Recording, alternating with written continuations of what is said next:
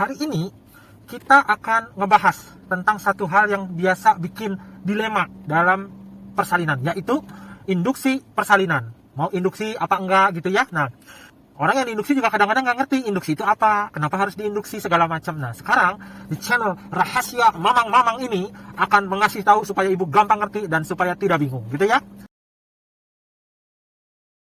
Bahasa kita, induksi persalinan, bahasa kitanya adalah bikin mules. Nah, kenapa dibikin mules? Karena si bayi tidak ngajakin. Ngajakin kemana? Yang ngajakin lahiran, masa ngajakin ke Tanah Abang? Si bayi masih tenang-tenang di dalam, belum ada tanda mengajakin keluar, kita ajak supaya keluar, kita ajak jalan-jalan keluar. Nah, kenapa kita ajak jalan-jalan keluar? Seakan-akan kan kita tidak ada kerjaan, ngapain bayi di dalam, kok harus dilahirin gitu. Nah, intinya, bayi di dalam dilahirkan karena kondisi di dalam tidak lagi bagus untuk bayi tetap di dalam. Jadi induksi itu artinya seakan-akan ini rumah udah mau roboh gitulah, rumah udah ada bahaya di dalam rahim udah lebih bahaya dibanding di luar, maka kita induksi atau kita keluarkan. Kadang-kadang diinduksi atau dipaksa keluar ini bukan berarti keadaan di luar selalu baik, tidak. Kadang-kadang di dalam dan di luar sama-sama jelek, tetapi kita perkirakan kondisi di luar nanti akan lebih bagus ramalannya daripada di dalam.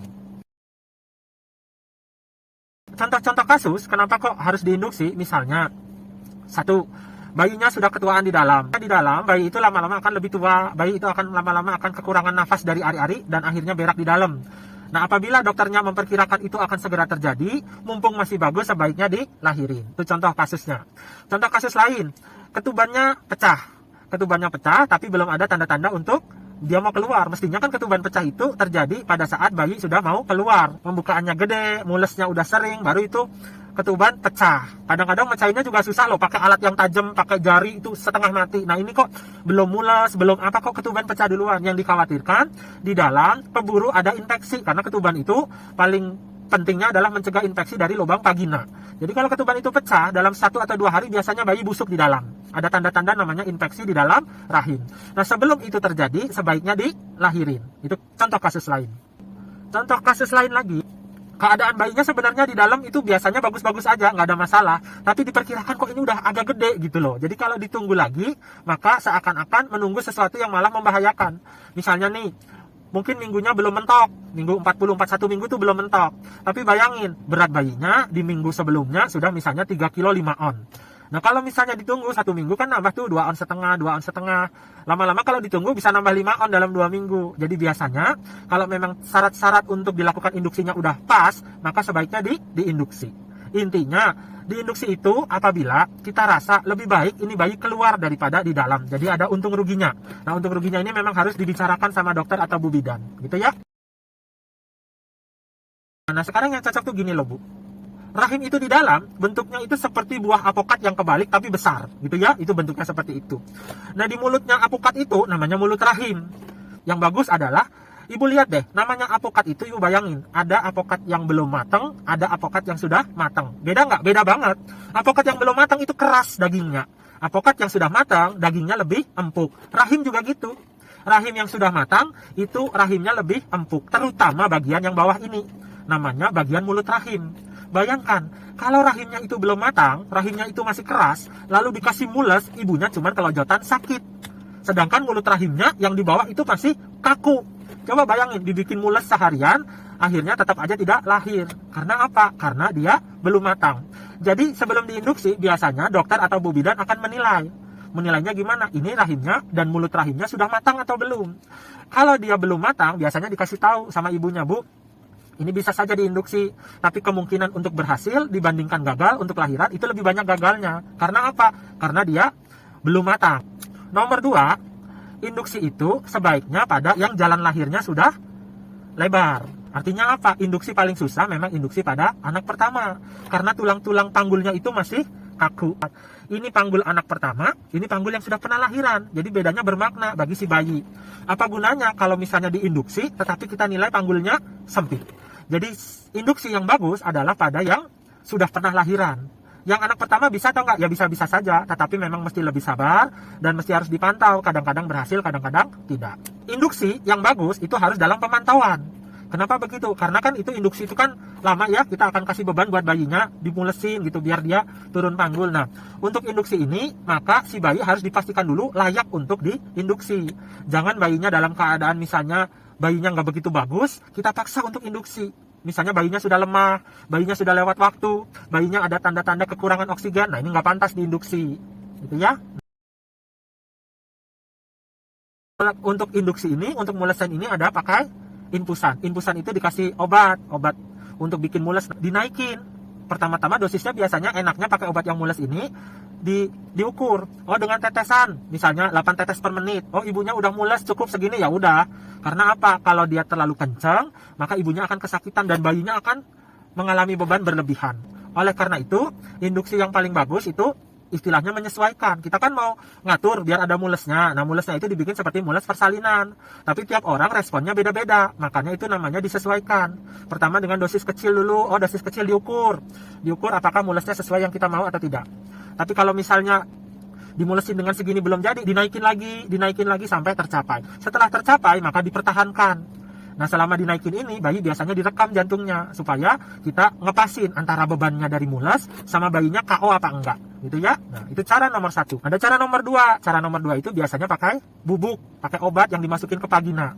Tujuannya supaya apa? Supaya dia matengin. Dia punya zat untuk mematangkan tadi apokat yang masih kaku menjadi apokat yang lebih lembek.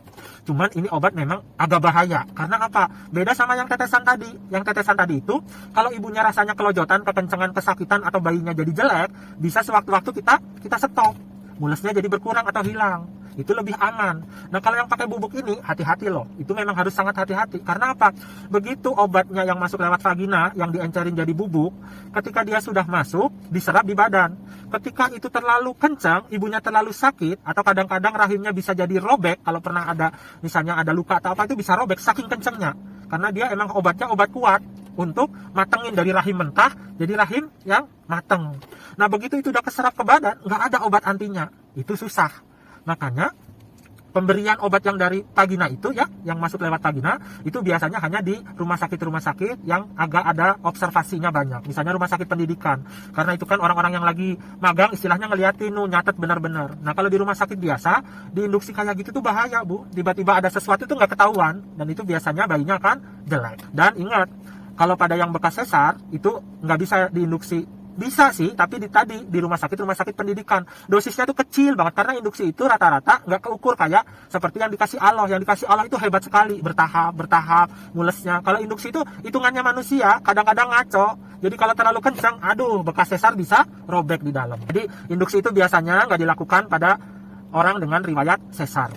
Kenapa kok nggak diinduksi? Karena resikonya lebih parah. Begitu robek, aduh, babak belur. Baik ibu perdarahan, bayi biasanya meninggal. Lalu ada tambahan lagi. Tadi induksi kan dengan apa? Dengan tetesan ya, dengan infusan. Kadang-kadang kalau mulut rahimnya itu masih kenceng, itu biasanya dirangsang supaya agak rusak. Namanya dikasih balon. Balonku ada 5. Kasih mules ini tetap nggak naik, biasanya dari bawah dipasang balon terus diregangkan supaya mulut apokat atau mulut rahimnya tadi menjadi lebih lebar, lalu rusak, lalu dia menjadi lembek, menjadi matang. Tentu ini akan menambah supaya rahimnya menjadi gampang untuk dimulesin. Gagal induksi itu intinya dalam hati ya, ini udah nggak ada lagi gunanya diinduksi, nggak maju-maju juga. Nomor 1, udah lama diinduksi. Itu beda-beda dokter patokannya, udah lama diinduksi, nggak mules-mules juga. Padahal dosisnya udah mentok. Udah tetesannya itu udah ceret gitu ya, udah nggak mules. Nomor 2, kadang-kadang dibilang gagal induksi, dipakai 2 macam tadi tuh, juga nggak respon. Misalnya kasih mules sama kasih bubuk sedikit di vagina. Dikasih mules infusan sama dikasih balon. Itu juga gagal induksi. Nah, emang rahimnya belum matang, intinya gitu. Intinya rahimnya belum matang. Makanya dari awal tadi dikasih tahu, kalau belum matang kadang-kadang dibilang, ini belum matang nih, yakin mau induksi. Selanjutnya, kalau gagal induksi apakah langsung sesar? Sebenarnya enggak. Kalau si bayi masih baik-baik saja di dalam, kan dipantau tuh baik-baik saja di dalam, dan memang tidak ada ketergesaan untuk segera lahir, biasanya bisa ditunda. Misalnya, oh minggu ini bayi saya udah agak gede nih, 3 kilo 5 on. Coba induksi. Diinduksi, gagal gitu ya. Habis diinduksi, terus direkam lagi jantungnya. Oh masih bagus. Ya udah pulang, istirahat, siapa tahu mules 2 hari lagi diinduksi, bisa. Tapi ingat, biasanya kasus-kasus yang diinduksi ini adalah kasus-kasus yang memang mengharuskan dia dilahirkan. Artinya, sebagian besar kasus yang mau diinduksi ini adalah kasus yang memang kalau gagal sebaiknya sesar. Jadi, Nggak semuanya bisa habis induksi istirahat. Rata-rata induksi kalau gagal dilahirkan. Nah, jadi pada kesimpulannya, sebaiknya yang diinduksi itu adalah kasus-kasus yang memang angka keberhasilan induksinya tinggi. Nah, itu intinya. Atau gampang dimulesin. Jangan yang susah. Yang agak susah itu misalnya anak pertama, panggulnya masih sempit, kepalanya turun juga kayaknya masih tinggi banget, bayinya agak gede, rahimnya belum matang. Ini susah. Emang mules, emang ngerasain sakit, ngerasain sejak katanya orang ya ngerasain jadi ibu, tapi dalam hati tuh yang dokternya juga tahu, ini mah cuman percuma aja, cuman biar gaya aja, nggak disalahin mertua, diinduksi tapi bakal gagal, gitu ya. Jadi konsultasikan baik-baik sama dokternya, apakah ini layak diinduksi atau tidak, gitu ya. Moga-moga ini ngebantu bagi orang-orang yang bingung mau diinduksi atau enggak. Intinya ibu harus percaya sama dokternya, lalu diomongin baik-baik, ibu termasuk yang gampang diinduksi atau tidak, ditimbang mana baiknya diinduksi atau enggak. Dengerin baik-baik. Untuk lahir normal, diinduksi atau enggak, itu enggak menentukan apakah jadi bapak ibu yang baik. Ingat itu. Kalaupun lahir normal, oh iya nih ada anak lahir normal, tapi tidak pernah diajari dengan baik oleh bapak ibunya, maka anak itu akan jadi berantakan. Jadi orang tua itu nggak penting sebenarnya cara lahirannya gimana. Gimana Allah aja, mau lahir normal bagus ya silakan. Kalau enggak juga tidak, jangan dipaksa. Jadi orang tua itu beratnya setelah nanti dia bayinya lahir, diurusin dan dicontohin dengan benar di jalan Allah gitu. Bukan masalah lahirannya. Jadi jangan terlalu kepikiran kalau misalnya memang harus sesar atau gimana, itu yang paling baik gitu ya. Moga-moga ini ngebantu, siapa tahu ada manfaatnya, tolong di-share. Nah, saya mah lagi capek hari ini, mau subscribe, mau like, mau apa aja terserah, saya nggak peduli. Pokoknya ibu bermanfaat lihat tontonan ini gitu ya. Wassalamualaikum warahmatullahi wabarakatuh.